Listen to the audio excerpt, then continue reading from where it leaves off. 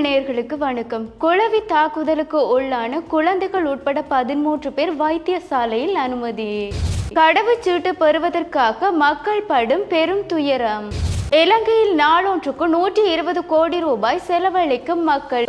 Kathirkamam police பிரிவுக்குட்பட்ட செல்ல கதிர்காமத்தில் உள்ள பாலத்தின் அருகே குளவி கொத்துக்கு இலக்காகிய சிறுவர்கள் உட்பட பெற்றோர்கள் வைத்தியசாலையில் அனுமதிக்கப்பட்டு சிகிச்சை பெற்று வருவதாக தெரிவிக்கப்பட்டுள்ளது. இந்த தாக்குதலுக்கு உள்ளானவர்களில் 10 பேர் சிறுவர்கள் என்றும் மேலும் 3 பேர் அவர்களுடைய பெற்றோர்கள் என்றும் தெரிவிக்கப்பட்டுள்ளது.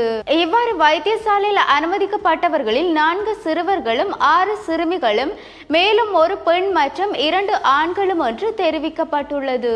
எவ்வாறு குளவி கொத்துக்கு உள்ளானவர்கள் செல்ல கதிர்காம பகுதியை சேர்ந்தவர்கள் என்றும் அப்பகுதியில் குளவிக்கூடு கரைந்ததன் காரணமாகவே இந்த விபத்து இடம்பெற்றுள்ளதாகவும் தெரிவித்துள்ளனர். நேற்றிரவு வெளிநாட்டு கடவுச்சீட்டினை பெற வந்தவர்கள் பத்திரமுள்ள குடிவரவு மற்றும் குடியகழ்வு திணைக்கள அலுவலகத்திற்கு முன்பாக காத்திருந்தமை தொடர்பாக செய்திகள் வெளியாகியுள்ளது.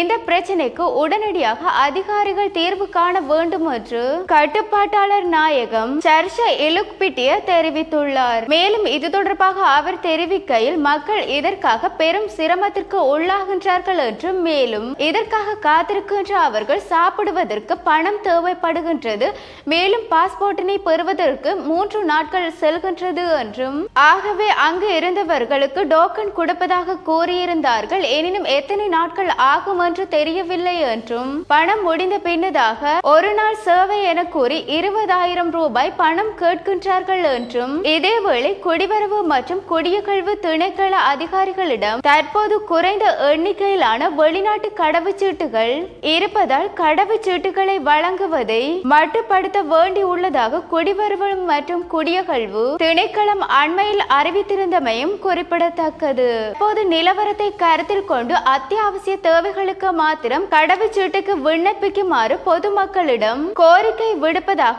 அதன் கட்டுப்பாட்டாளர் நாயகம் சர்ஷ் இலுக்பிட்டிய தெரிவித்துள்ளார். புகைப்பிடித்தல் மற்றும் மது அருந்துவதற்காக இலங்கையில் நாளொன்றுக்கு 120 கோடி ரூபாய் செலவிடுவதாக அதிர்ச்சி தகவல் ஒன்று வெளியாகியுள்ளது.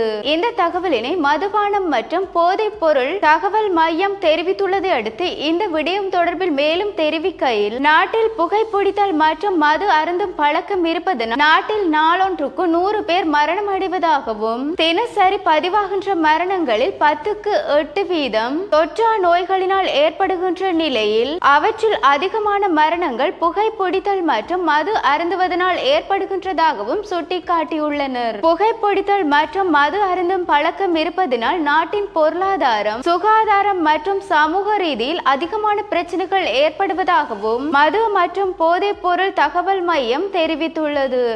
இவ்வாறு எங்களுடைய செய்திகளை அறிவதற்கு www.tamil24.com எனும் இணையதளத்தினூடாக பிரவேசியுங்கள். வணக்கம்.